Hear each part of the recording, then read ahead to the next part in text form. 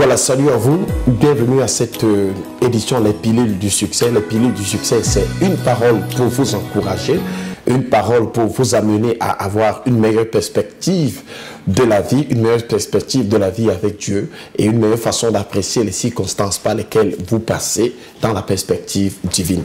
Le thème de notre échange aujourd'hui, c'est Dieu a de bons projets pour vous. Dieu a de bons projets pour vous, ou alors Dieu a de bons projets pour nous. Parce que moi aussi, je suis compris dans la liste de ces personnes. Je suis compris dans la liste de ces personnes pour qui Dieu a de bons projets. Le texte que nous allons utiliser pour introduire ce message, c'est le texte de Jérémie au chapitre 29, versets 10 à 11. Voici ce que dit la parole du Seigneur. Mais je connais les... Voici ce que dit la parole du Seigneur. Mais... dès que 70 ans seront écoulés pour Babylone, je me souviendrai de vous et j'accomplirai à votre égard ma bonne parole en vous ramenant dans ce lieu. Car je connais les projets que j'ai formés sur vous, dit l'Éternel, projets de paix et non de malheur, afin de vous donner un avenir et de l'espérance. Voilà donc des belles paroles, n'est-ce pas? Dieu dit, car je connais les projets que j'ai formés sur vous, les projets de paix et non de malheur, afin de vous donner un avenir et de l'espérance. Voici le langage de Dieu. Vous savez, il n'y a personne qui a un langage plus positif que celui de Dieu. Vous savez qu'au commencement, Dieu a dit à Adam, allez multiplier, vous assujettissez, remplissez, dominez. Tout c'est toujours des belles paroles. Donc, il s'agit là des paroles effectivement que Dieu a prononcées à son peuple. Mais ce peuple, dans quelles circonstances est-ce qu'il était? Dans quel contexte est-ce que le peuple est en train de vivre?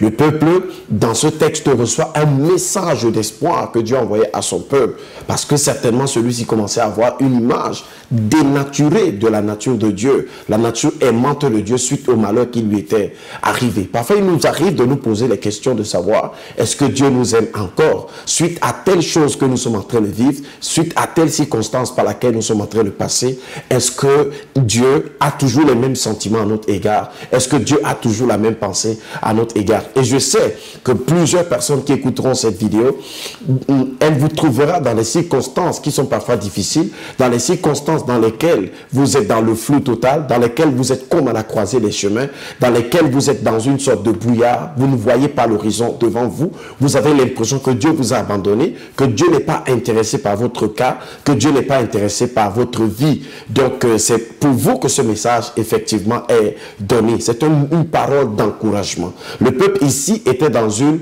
situation, vous comprenez, où il se posait des questions. Si Dieu nous aime, comment peut-il permettre que les païens aient le dessus sur nous? Parce que les Babyloniens avaient dominé le peuple de Dieu. Vous comprenez? Ils avaient dominé le peuple de Juda. Le peuple qui avait reçu, vous comprenez, n'est-ce pas, la promesse du Messie. Le peuple au milieu de qui Dieu vivait dans le temple majestueux qui était à Jérusalem. Il se posait certainement des questions. Si Dieu est avec nous, comment a-t-il laissé un peuple païen la possibilité d'envahir son héritage et de prendre les richesses et les trésors qui sont dans le temple? Parce que nous allons lire un verset par la suite, nous allons voir parce que pourquoi est-ce que le peuple s'est retrouvé dans cette situation. Et parmi les multiples choses qui leur seront arrivées, il y aura le fait que le temple de Dieu lui-même sera dépouillé de ses objets, de ses ustensiles. Parce que à quoi sert le temple si ce n'est pas de faire en sorte que Dieu et son peuple aient une bonne relation? Si le peuple tourne le dos à Dieu et que Dieu n'a plus personne avec qui entretenir cette relation, le temple devient artificiel. Il ne sert plus du tout à rien du tout. La vérité est que Dieu n'a jamais abandonné son peuple. La vérité est que Dieu aime réellement son peuple. Et le plan qu'il a formé pour lui, vous comprenez, ne change pas. Ça veut dire quoi? Si Dieu vous a dit qu'il vous aime, c'est qu'il vous aime réellement. Si Dieu vous a dit qu'il vous aime d'un amour éternel, c'est qu'il vous aime réellement d'un amour éternel. Alors, si vous arrivez d'être dans des circonstances où vous avez l'impression que Dieu a changé la vie, ne vous laissez pas tromper. Dieu ne change pas d'avis. le point de vue de Dieu est final parce que Dieu est éternel. Il n'est pas dans l'ordre des choses qui changent ou qui se modifient ou qui s'améliorent. Quand Dieu dit une parole, elle est finale. Dans Nombre 23, verset 19, voici ce que la parole du Seigneur déclare. Dieu n'est point un homme pour mentir, ni le fils d'un homme pour se repentir. Ce qu'il a dit ne le fera-t-il pas? Vous comprenez ça? Ce qu'il a déclaré ne l'exécutera-t-il pas? En d'autres termes, Dieu, quand il dit une chose, il veille sur ce qu'il a dit. Vous comprenez, n'est-ce pas? Donc, Dieu a dit à ce peuple que je t'aime. Vous comprenez, Dieu a placé ce peuple dans un héritage et Dieu ne comptait pas l'y extraire encore. Donc, Dieu, le bonheur que Dieu vous a donné hier, peut-être vous êtes dans le malheur aujourd'hui, ne croyez pas que Dieu est dans la conspiration dans laquelle vous êtes en train de vivre aujourd'hui. Ne croyez pas que Dieu est associé. Il dit que si l'on forme des projets contre vous, cela ne viendra pas de moi. C'est ce que Dieu dit. Mais Dieu ne peut pas forcer son peuple à l'aimer. C'est une des choses que nous devons comprendre. Dieu ne peut pas nous forcer à nous attacher à lui. Vous comprenez? Dieu est un gentleman. Dans Apocalypse 3, verset 21, le Seigneur Jésus dit, voici, je me tiens à la porte et je frappe. Souvent, Dieu est en train de frapper parce que c'est toi qui l'as éjecté. C'est toi qui l'as mis hors de tes décisions. C'est toi qui l'as placé hors de tes résolutions. Et c'est pour cela que ce que tu es en train de vivre aujourd'hui, c'est l'échec. Ce que tu es en train de vivre aujourd'hui, c'est la confusion. Et toutes ces choses traduisent tout simplement le fait que tu as cessé de collaborer avec Dieu. Tu as cessé de coopérer avec Dieu. Allons donc examiner effectivement ce que le peuple avait fait pour se retrouver dans une telle situation. Lorsque nous avançons, nous lisons dans le livre de 2 Chroniques au chapitre 36 à partir du verset 14 jusqu'au verset 20.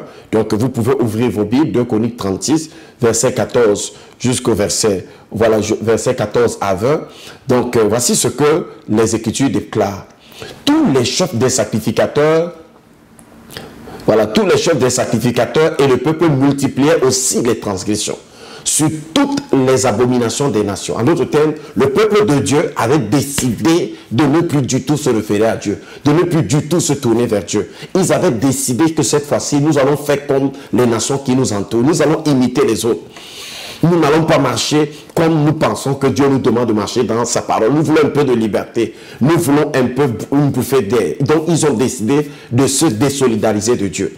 On dit, et ils profanaient la maison de l'Éternel qu'il avait sanctifiée à Jérusalem. Donc, la maison de l'Éternel ne servait plus à rien puisqu'elle était profanée. Elle était devenue un lieu dans lequel on pratiquait l'idolâtrie, dans lequel on amenait des choses qui n'avaient rien du tout à voir avec Dieu. Ce que je vous dis tout ceci, pourquoi? Parce que je suis venu vous encourager. C'est pour dire que le peuple ne s'est pas retrouvé dans cette situation pour rien. C'est pour dire que parfois vous avez posé des actes qui vous ont amené dans des situations inconfortables, dans des situations que vous n'aviez pas souhaitées. Alors sachez que Dieu n'est pas derrière. Il faut que vous soyez capable de savoir le point de vue de Dieu est final pour vous. Dieu vous aime. Donc si vous vous êtes retrouvé dans cette situation, c'est à vous de faire une belle analyse et de vous poser de bonnes questions. Mais tout en sachant que la première chose que vous mettez dans la réflexion, c'est que Dieu m'aime. Dieu n'est pas contre moi. Dieu est avec moi. Vous comprenez? Donc, si j'ai des problèmes, quelqu'un d'autre peut conspirer contre moi, mais ce n'est pas Dieu.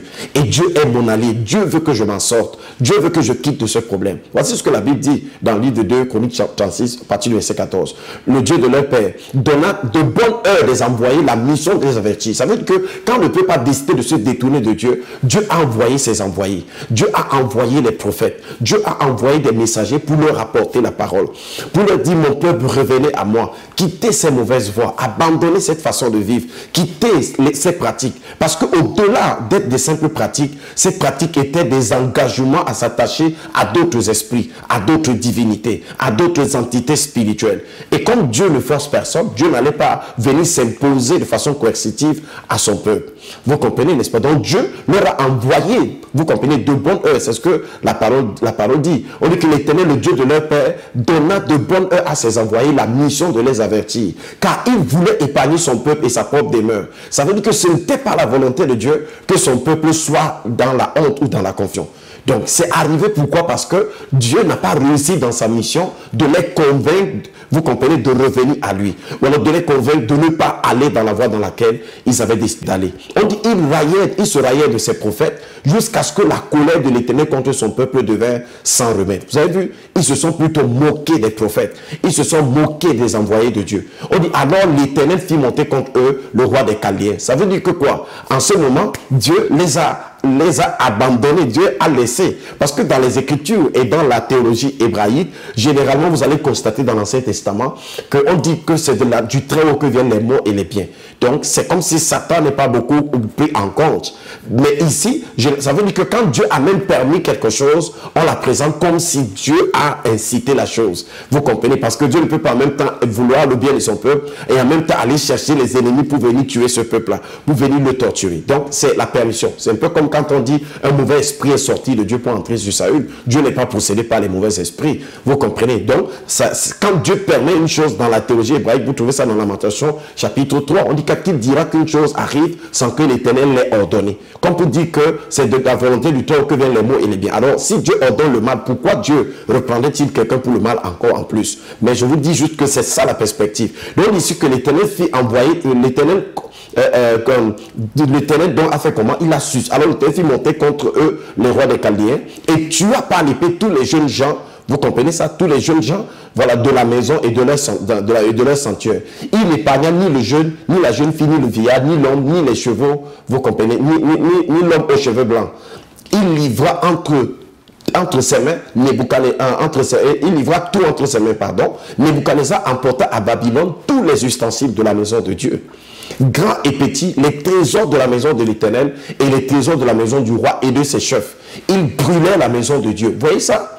Dieu a accepté que sa propre maison soit brûlée. Parce qu'en réalité, à quoi servent toutes ces choses? À quoi sert ce mobilier? N'oubliez pas que dans 1 Roi 8 au verset 27, le bâtisseur du temple qu'on appelle Salomon a dit à Dieu que chaque fois que nous viendrons dans cet endroit, exauce-nous du lieu de ta demeure des cieux. Parce que nous savons que les cieux et les cieux ne peuvent pas te contenir. La raison d'être du temple, c'était le lieu dans lequel Dieu se rencontrait avec son peuple. Parce que Dieu, depuis le commencement, veut toujours marcher avec son peuple. Dieu veut marcher en union et dans la communion parfaite avec ses élus, avec ses enfants. Donc ici, ce n'était plus possible. Le peuple avait dit à Dieu, nous n'avons pas besoin de toi, et avait décidé de se tourner vers d'autres dieux. Vous comprenez, n'est-ce pas? Donc, Nebuchadnezzar amena donc captif à Babylone, voilà ceux qui échappaient à l'épée, et il lui fut assujetti, lui et ses fils, jusqu'à la domination du royaume perse. 2 Chroniques, chapitre 36, verset 14 à 20. Voici donc ce qui est arrivé au peuple de Dieu. Vous comprenez? Voilà ce qui s'est passé, et ils se sont retrouvés donc à Babylone.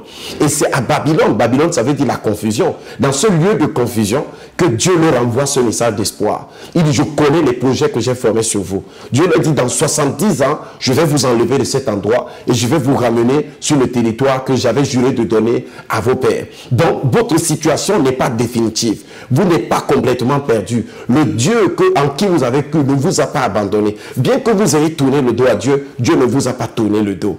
Et c'est le temps, c'est l'opportunité pour vous aujourd'hui de vous poser les bonnes questions et de revenir complètement à ce Dieu. Vous comprenez, n'est-ce pas? Et de recommencer votre relation là où elle s'est arrêtée. De retrouver ce premier amour que vous aviez et que vous avez décidé d'abandonner, que vous avez décidé de délaisser. Donc voici ce qu'il arrive, ce qui s'est passé. Il arrive donc souvent que des moments de la vie où les circonstances par lesquelles nous passons semblent nous donner une image de Dieu qui est incorrecte. Voilà les quelques leçons que nous pouvons tirer. Vous comprenez, n'est-ce pas? Parce que parfois, Satan peut faire des choses dans nos vies et on dit que c'est Dieu. Imaginez un peu Job.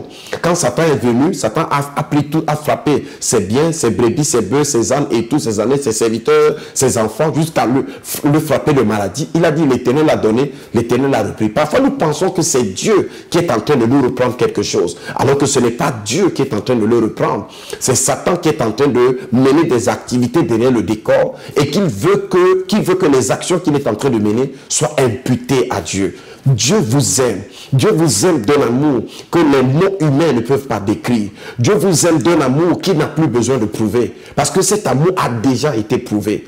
Vous comprenez, n'est-ce pas? Et nous qui sommes nés, vous comprenez, après l'œuvre de la croix, cet amour, nous avons vu la plus belle peinture de cet amour dans le don de son Fils à la croix. Dans Romains 5, verset 6 à 8, la Bible dit, à peine un homme pouvait-il mourir pour un homme de bien, que Dieu autant marqué a envoyé son Fils, qui est mort pour les impies. Vous voyez ça? Donc, on comprendrait que quelqu'un accepte de se sacrifier pour des personnes qui sont de bonnes personnes.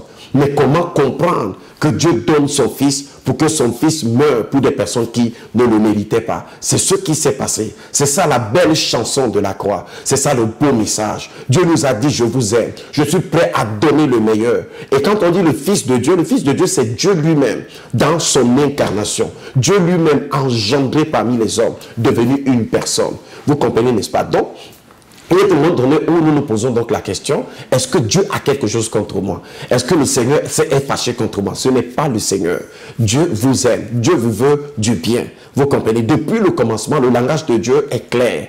Faisons l'homme à notre image et selon notre ressemblance et qu'il domine. Dieu t'a créé pour dominer. Si tu es dominé, ce n'est pas la faute de Dieu. Ce n'est pas la cause de Dieu. Vous comprenez? Ne mets pas Dieu parmi les accusés. Mets Dieu parmi les alliés. Mets Dieu parmi les personnes qui veulent marcher avec toi. Donc, troisième des choses, Dieu ne conspire pas contre toi. En d'autres termes, Dieu ne forme pas des complots avec les gens pour te faire du mal. Vous comprenez? Pour que le mal t'arrive. Dieu veut que tu connaisses la paix. Vous comprenez? Projet de paix. Le mot paix, shalom en hébreu, c'est un état de quiétude qui détermine un état de prospérité. En d'autres termes, parce que tu es dans la quiétude, alors tu vas entrer dans ta prospérité. Dieu veut que tu fasses l'expérience de la prospérité. Dieu veut que tu fasses l'expérience de la tranquillité. Dieu ne t'a pas destiné à une vie où tu es troublé tous les jours.